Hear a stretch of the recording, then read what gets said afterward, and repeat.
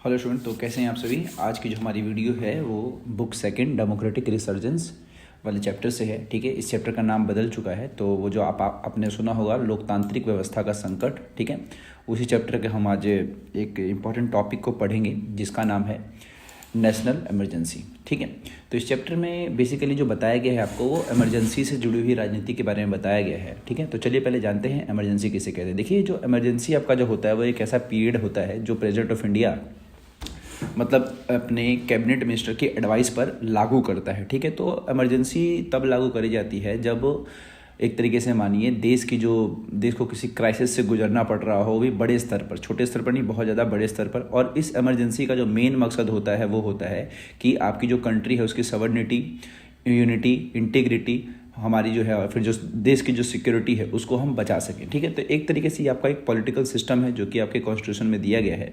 ठीक है, जिसके ज़रिए आप भारत की संप्रभुता, एकता, अखंडता को बचाए रखने के लिए इसको लागू करते हैं। ठीक है, नेशनल इमरजेंसी।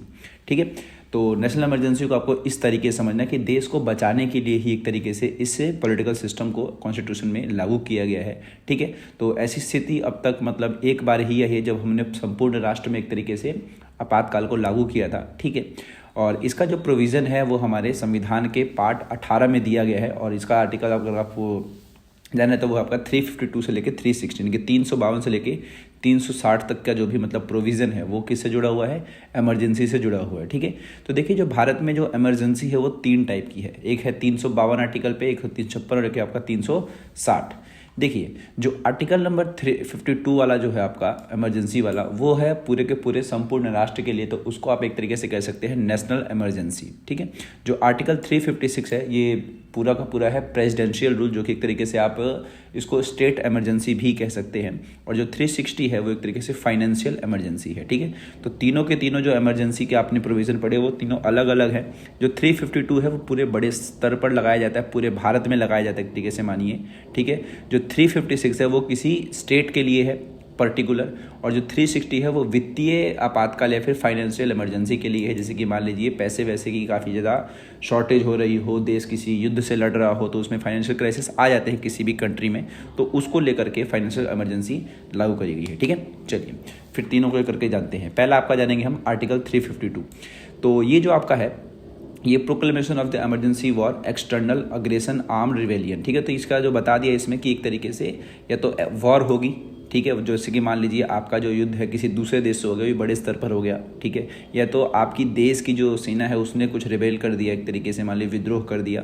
ऐसी स्थिति में क्या होता है कि जो देश की अखंडता होती है वो टूटने का ज़्यादा डर होता है, या फिर मान लीजिए जब आपका देश ही इन सब चीज़ों से जूझ रहा हो तो कोई दूसरा देश आपके ऊपर अटैक कर दे, या फिर आपका जो मान लीजिए कानून व्यवस्था है वो ख़राब हो जाती है, तो इस चीज़ से बचने के लिए नेशनल इमरजेंसी लागू करी जाती है। ठीक है, दूसरा आपका था 356 वाला, जो कि मैंने आपको बताया स्टेट इमरजेंसी। तो स्टेट इमरजेंसी का मतलब क्या है, देखिए जैसे कि आपको पता होगा, अगर आप जिस राज्य में है, जैसे कि मान लीजिए मैं दिल्ली की बात बताता हूँ। दिल्ली में क्या हुआ था, दिल्ली में आम आदमी पार्टी की सरकार पहली बार जब आई थी तो वो उन्होंने कुछ दिन में ही इस्तीफा दे दिया था। ठीक है, उस समय क्या हुआ, जब उन्होंने इस्तीफा दे दिया तो दूसरी कोई सरकार वहाँ पर चला नहीं रही थी, तो वहाँ पर एक तरीके से प्रेसिडेंशियल रूल लागू हो गया था। ठीक है, तो बेसिकली आपको क्या समझना है कि 356 कब लागू होगा, जब मान लो किसी भी government of state can not be carried on accordance with the provision of the constitution, ये समझ लीजिए आप। ठीक है, यानी कि जो वहाँ की सरकार है वो कॉन्स्टिट्यूशन के हिसाब से नहीं चलती है, कॉन्स्टिट्यूशनल मशीनरी उस राज्य में फेल हो जाती है। ठीक है,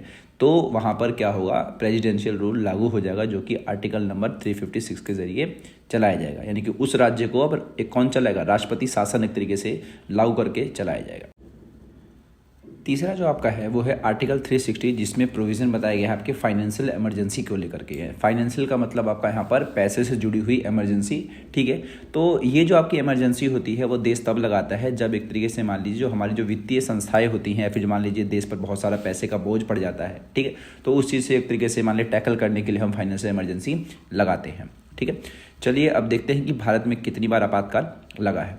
तो भारत में अब तक 3 बार आपातकाल लग चुका है। ठीक है, मैंने स्टार्टिंग में कहा था एक बार, लेकिन वो जो एक बार कहा था वो मैंने आपको नेशनल इमरजेंसी कहा था। ठीक है, चलिए देखिए, जो पहला आपका लगा था first proclamation of emergency during China attack on India. मैंने कहा ना कि जब भी इंडिया का किसी दूसरे देश से अटैक वगैरह होता है, ठीक है, तो उसमें बहुत सारा पैसा खर्च होता है। एक ध्यान रखिए हमेशा बात कि कोई छोटी कंट्री है, फिर मान लो कोई बड़ी कंट्री ही है, तो वो जल्द से जल्द चाहती है कि वॉर को ख़त्म किया जाए, क्योंकि वॉर जितनी ज़्यादा बड़ी होगी उतनी ज़्यादा फाइनेंशियल क्राइसिस बढ़ते जाते हैं। ठीक है, तो वही चीज़ है। तो पहला जो आपातकाल लगा था भारत में वो आपका कौन सा वाला था? फाइनेंशियल इमरजेंसी वाला ही था। ठीक है, जो कि आपका ये लगा था China attack on India during October 1962 से लेकर के जनवरी 1968 तक। ठीक है, तो ये लगा हुआ था।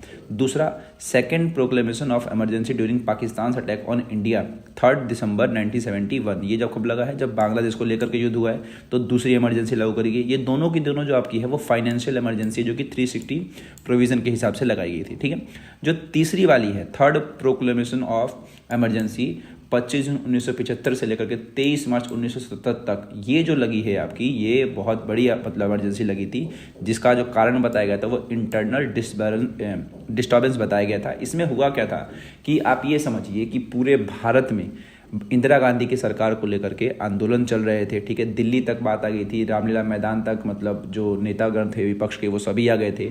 ठीक है, गुजरात की सरकार तक गिरा दी गई थी, इतनी बड़ी बात हो गई थी। बिहार में आंदोलन चल रहा था, हर जगह नक्सल वाली आंदोलन चल रहा था, रेल हड़ताल चल रही थी। ठीक है, बहुत सारी चीज़ें चल रही थी उस समय ड्यूरिंग दिस पीरियड, यानी कि 1975 के आसपास के समय में। अब इस समय से बचने के लिए, फिर इस चीज़ से बचने के लिए मान लीजिए और समझ लिए कि जो विपक्षी पार्टियां थी वो यहाँ तक कि ये बोल गई थी कि जो भी सरकारी कर्मचारी हैं, सेना के बंदे हैं और जो पुलिस वाले हैं वो सरकार की बातें तक ना माने। तो ऐसी स्थिति आ गई थी भारत में कि जो हमारी जो सवर्निटी थी, जो यूनिटी थी, वो टूट सकती थी। ठीक है, तो इंदिरा गांधी ने क्या किया? अपने देश की सुरक्षा के लिए आपातकाल को लागू किया। ठीक है, और यही आपका था पहला और एक तरीके से मान लीजिए आखिरी हो, काश ऐसा ही करके हम चाहेंगे कि दोबारा भारत में इमरजेंसी ना लागू हो। ठीक है, तो यही थी आपकी एक नेशनल इमरजेंसी जो अब तक एक भी बार लागू हुई है, जो कि चली थी 25 जून 1975 को। ठीक है, और इसको हटाया गया था 23 मार्च 1977 में। ठीक है, और इस पीरियड में, इमरजेंसी के इस पीरियड में भारत में बहुत सारी घटनाएं घटी थी। ठीक है, जितने भी विपक्ष के पार्टी के नेता वगैरह थे सबको जेल में डाल दिया गया था। ठीक है, कुछ अच्छे काम भी कराए गए थे, कुछ गलत काम भी हुए थे इस समय में, ये समझ लीजिए आप। मतलब एक तरीके गलत काम में समझना है आपको कि जो प्रेस था, प्रेस की आज़ादी छीन ली गई थी, यानी कि उनको कुछ भी छापने से पहले आपको सरकार से पूछना पड़ेगा। तो एक तरीके से सब चीज़ें हुई थी किस समय? इमरजेंसी के पीरियड के समय में। इसीलिए इमरजेंसी को एक तरीके से काला समय भी कहा जाता है, काला दिन भी कहा जाता है। ठीक है, चलिए मिलते हैं अगली वीडियो में, तब तक के लिए गुड बाय।